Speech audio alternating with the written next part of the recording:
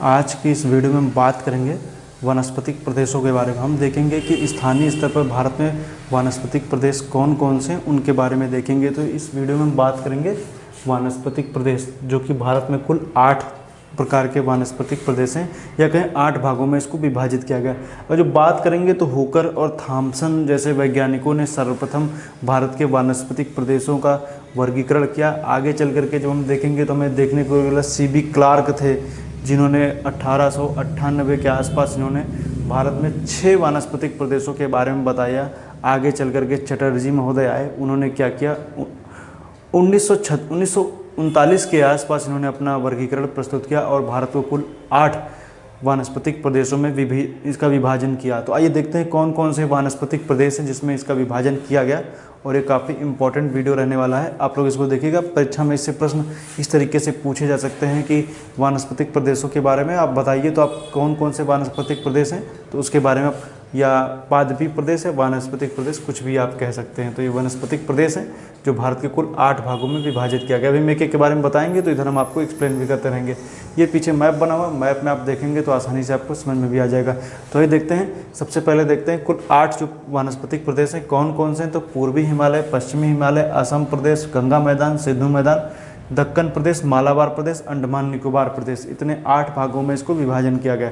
अब कौन कौन से हैं वो तो मैंने बता दिया। अब मैप के आधार पर इनकी विशेषताओं के बारे में भी हम देखेंगे कि आखिर इनकी विशेषताएं क्या हैं। तो आइए देखते हैं विशेषताओं के बारे में। सबसे पहले बात करेंगे, 1 नंबर पर लिखा हुआ है पूर्वी हिमालय। तो पूर्वी हिमालय की बात करेंगे तो जो ये वाला हिस्सा है ये पूर्वी हिमालय का है, ये वाला। और जो आप देखेंगे ये हिस्सा, इसमें पश्चिम बंगाल, सिक्किम और अरुणाचल प्रदेश, पश्चिम बंगाल का जो आप देखेंगे दार्जिलिंग, सिलीगुड़ी के आसपास वाला, और सिक्किम और ये अरुणाचल प्रदेश का एरिया इसमें आता है।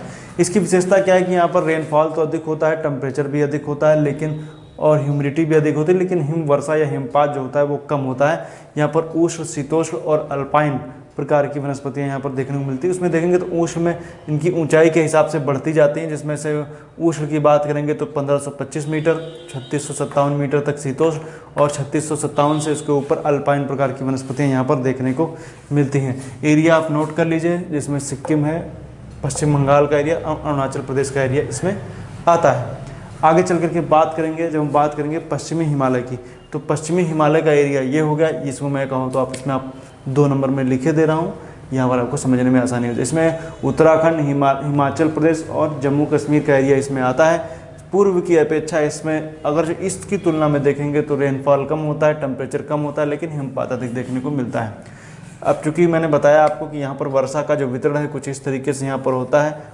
पश्चिम से पूर्व की ओर जब जाएंगे तो वर्षा की मात्रा बढ़ती है, या पूर्व से पश्चिम की ओर जाएंगे तो वर्षा की मात्रा घटती है। इस वजह से इस क्षेत्र में वर्षा की मात्रा कम होने के कारण, एक तो वर्षा की मात्रा कम होती है, ऊंचाई भी अधिक रहती है, टेम्परेचर कम रहता है, हिमपात भी है। यहाँ पर चीड़, देवदार, अर्डर, बर्च, ये सब वनस्पतियाँ यहाँ पर आपको देखने को मिलती हैं।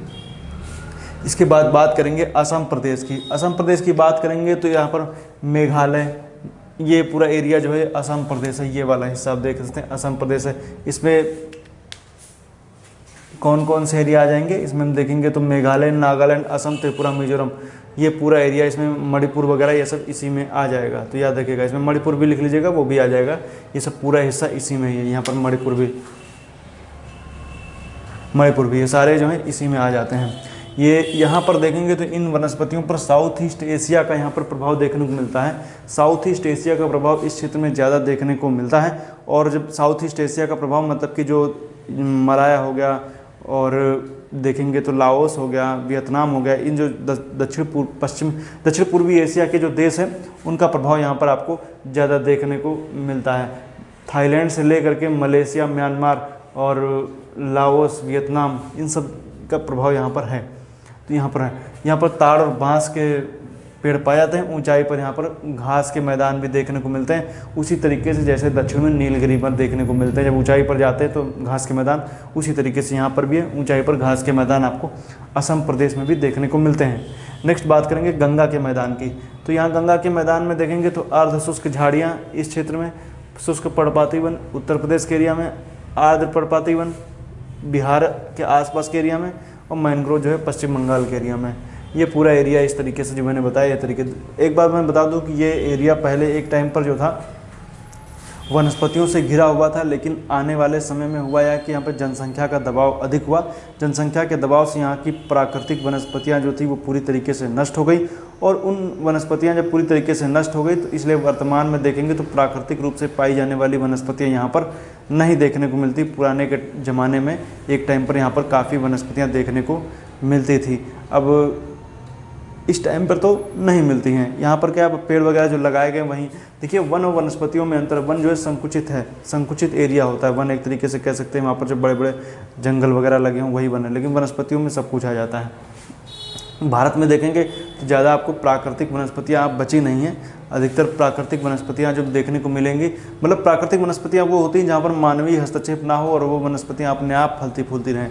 जैसे हिमालय के क्षेत्र में जो वनस्पतियाँ हैं, मरुस्थलीय क्षेत्रों में जो झाड़ियाँ वगैरह देखने को मिलती हैं, कुछ हिस्सा पश्चिमी घाट का आप ले लीजिए, पूर्वी हिमालय के कुछ हिस्से हैं, बाकी के पूरे भारत में प्राकृतिक वनस्पतियाँ उस तरीके से बची नहीं हैं, सब नष्ट हो चुकी हैं। जो वन वगैरह लगाए जाते हैं वो हैं, वहाँ पर मानवीय हस्तक्षेप वगैरह आपको देखने को मिलता है। तो ये है गंगा के मैदान। एक टाइम पे ये एरिया पूरा हरा भरा था, मतलब यहाँ पर प्राकृतिक वनस्पतियाँ खूब पाई जाती। जनसंख्या का दबाव हुआ, वनस्पतियों को काट के अलग कर दिया गया। वनस्पतियाँ जब अलग कर दी गई तो वही जो परिणाम है आपके सामने है, जो कुछ भी है।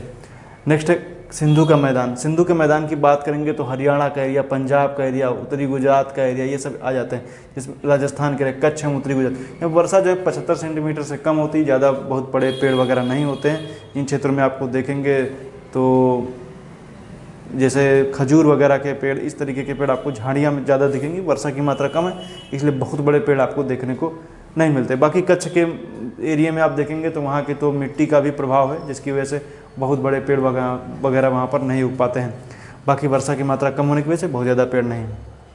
क्यों कम है? क्योंकि ये जो है वो अरब सागर की मानसून की शाखा के पैरेलल पड़ने के कारण जो ये है ये वहाँ पर वर्षा नहीं हो पाती है। इस वजह से अरावली, इस वजह से इस क्षेत्र में बारिश कम होती है और वनस्पतियाँ कम देखने को मिलती हैं। लेकिन ऐसा आज के टाइम पे, पुराने ज़माने में ऐसा नहीं था। आज से पहले देखेंगे तो जब सिंधु घाटी सभ्यता की बात करते हैं तो इस मरुस्थल में तो नहीं पनपी होगी, थोड़ा हरा भरा एरिया रहा होगा। और भी इतिहास में ऐसे साक्ष्य देखने को मिलते हैं कि यहाँ पर वनस्पतियाँ थी, लेकिन आज के टाइम पर ऐसा नहीं है। नेक्स्ट हम बात करेंगे, इसके बाद जब बात करेंगे तो दक्कन प्रदेश है। दक्कन प्रदेश प्रायद्वीपीय भारत है। इसमें सागौन, तेंदू, साल और ताड़ के पेड़ यहाँ पर आपको देखने को मिलते हैं। तेंदू के पत्ते से बीड़ी वगैरह बनाई जाती है।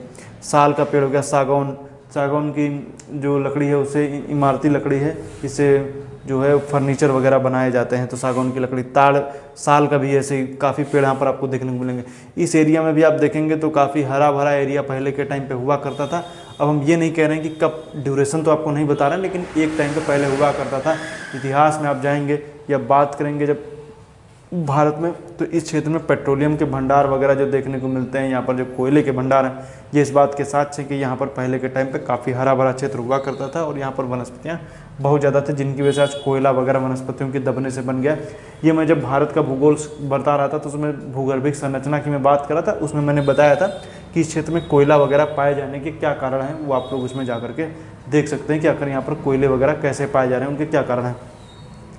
जो दक्कन प्रदेश है, ये पूरा प्रायद्वीपीय भारत, ये वाला हिस्सा आप देख लीजिए, ये 6 नंबर मैंने लिख दिया, ये पूरा दक्कन प्रदेश का एरिया है, इसमें ऐसी स्थिति पाई जाती है। नेक्स्ट हम बात करेंगे मालाबार क्षेत्र की। मालाबार क्षेत्र की बात करेंगे तो ये खंभात की खाड़ी से लेकर के नीचे कन्याकुमारी तक ये क्षेत्र आपको देखने को मिलता है। तो इसमें आप देखेंगे तो खंभात की खाड़ी से लेकर के ये यहाँ पर मलाया मैंने लिख दिया, ये कन्याकुमारी अंतर्द्वीप है, कन्याकुमारी, कुमारी अंतर्द्वीप। यहाँ पर मलाया जैसी, मतलब कि जो मलेशिया में जैसे वनस्पतियाँ वगैरह पाई जाती हैं उसी तरीके से लगभग यहाँ पर देखने को मिलती हैं। ये कुमारी अंतर्द्वीप तक पाया जाता है, खंभात की खाड़ी से लेकर के यहाँ तक एरिया पाया जाता है। यहाँ पर काफ़ी वन वगैरह यहाँ पर आपको देखने को मिलते हैं, लेकिन ये वन वगैरह कोई बहुत ज़्यादा डेंसिटी नहीं है, लेकिन हाँ ये देखने को मिलते हैं। और यहाँ पर ये एरिया हल्का सा मलाया, मतलब मलेशिया के मलाया प्रायद्वीप से हल्का सा मैच करता है यहाँ की वनस्पतियाँ। नेक्स्ट, क्योंकि वहाँ पर भी आप देखेंगे तो मलेशिया का भी कुछ पहाड़ी एरिया इसी तरीके से लगभग ऐसे हैं जो प्रायद्वीपीय भारत के जो पश्चिमी घाट का एरिया है उससे लगभग मैच कर जाते हैं। तो यहाँ की वनस्पतियाँ वहाँ से लगभग मैच करती हैं। जो मलेशिया के पहाड़ी एरिया हैं वहाँ की मैं बात कर रहा हूँ। खास करके जब आप उत्तरी मलेशिया का और जब उत्तरी मलेशिया का, जब मध्य मलेशिया और दक्षिण मलेशिया की तरफ आएंगे तो वहाँ के आसपास के एरिया में आपको पहाड़ देखने को मिलते हैं, वहाँ की मैं बात बता रहा हूँ। अंडमान निकोबार प्रदेश है। नेक्स्ट हम बात करेंगे, ये हो गया अंडमान निकोबार प्रदेश हो गया, ये 8 नंबर मैंने लिखा अंडमान निकोबार, तो इसको याद रखिएगा। ये सारे जो हैं वो जी चटर्जी थे, उन्होंने ये क्लासिफिकेशन दिया था। मलाया और म्यांमार का प्रभाव इस क्षेत्र में ज़्यादा है, ये मलाया और म्यांमार का प्रभाव इस क्षेत्र में ज़्यादा है, क्योंकि देखेंगे तो यहाँ पर ताड़ और बेंत के पेड़ यहाँ पर दिखते हैं। उष्णकटिबंधीय सदापर्णी, मतलब पत्तियाँ वगैरह नहीं गिरती हैं, सदापर्णी पेड़ यहाँ पर पाए जाते हैं। कहाँ पर? ये अंडमान निकोबार के क्षेत्र में। यहाँ पर प्रभाव किसका है? यहाँ पर मलेशिया और म्यांमार का प्रभाव आपको देखने को मिलेगा। देखिए म्यांमार वगैरह का एरिया ले लीजिए, मलेशिया के बहुत ऊंचे नहीं है कि हिमालय को टक्कर दे दें, लेकिन ऐसा है कि वनस्पतियाँ मतलब कि थोड़ा सा एक तरीके से कह सकते हैं ऊंचाई पर हैं। अंडमान निकोबार के भी कुछ एरिया आपको ऊंचाई पर देखने को मिलेंगे, लेकिन ये याद रखिएगा कि यहाँ पर वनस्पतियाँ वगैरह जो हैं वो मलेशिया और म्यांमार से मैच करती हैं। सदापर्णी पेड़ पत्तियाँ अपनी नहीं गिराते हैं, तो ये याद रखिएगा।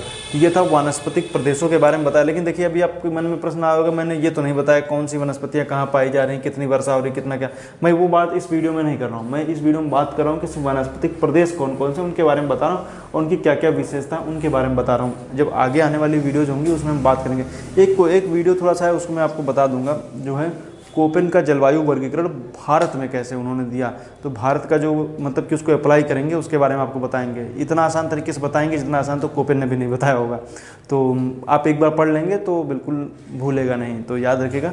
नेक्स्ट वीडियो में हम जब लाएंगे तो कोपेन का जलवायु वर्गीकरण हम बता देंगे। हालांकि सिर्फ कोपेन का नहीं, थार्नथवेड का, तिवारथा का, आर.एल. सिंह का, बहुत सारे जलवायु वर्गीकरण भारत के संदर्भ में दिए गए, लेकिन जो इंपॉर्टेंट होगा बात उसी की होगी। तो आइए मिलेंगे नेक्स्ट वीडियो में। आज के लिए इतना ही। वीडियो देखने के लिए आपका बहुत बहुत धन्यवाद।